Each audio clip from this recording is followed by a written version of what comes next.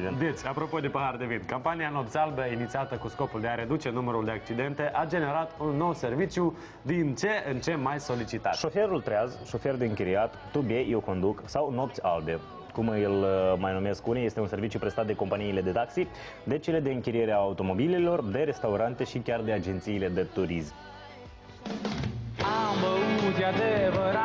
Pentru ca nopțile albe să nu se transforme în zile negre, unele restaurante vin cu o ofertă nouă pentru clienții petrecăreți. Oamenii se pot relaxa liniștiți la un pahar de vorbă, știind că un șofer profesionist îi va transporta acasă în siguranță.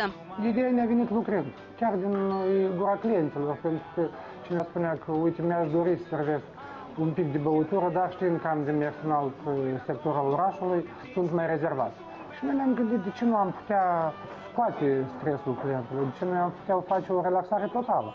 Serviciul este taxabil de 80 de lei. De la consumația de 3.000 de lei a companiei, serviciul este gratuit. Șoferul lucrează seara de seară începând cu orele 8 și până la ultimul client. Deși nu este specific pentru agențiile de turism să presteze asemenea servicii, totuși acestea dispun de un astfel de profesionist gata la orice oră să vă scoate din impas.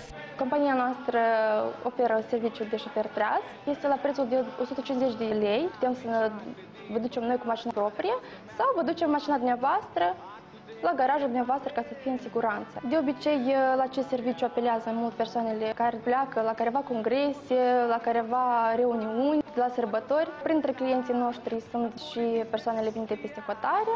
De fapt, pentru prima dată acest serviciu a fost oferit de către companiile de taxi. Șoferul treaz vă poate ajuta dacă binevoiți să scoateți din buzunar între 150 și 200 de lei. Mai des la acest serviciu apelează persoanele în vârsta 35-50 de ani. Bărbații sunt cei mai mari solicitanți acestui serviciu, care sunt puțin băuți, sunt interesanți, care sunt foarte mult servit alcool, sunt foarte periculoși. În cadrul operațiunii Nopți Albe inițiate de Ministerul de Interne, au fost prinși la volan beți și drogați peste 1500 de șoferi, printre care polițiști, procurori, ofițeri ai Centrului Anticorupție și diplomați.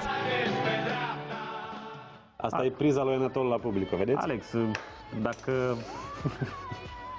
Și asta e ridicatul lui Alex a prizei de jos. Păi cum e cu aparatul ăsta să sufle, că tu ești în domeniul ăsta a suflatului?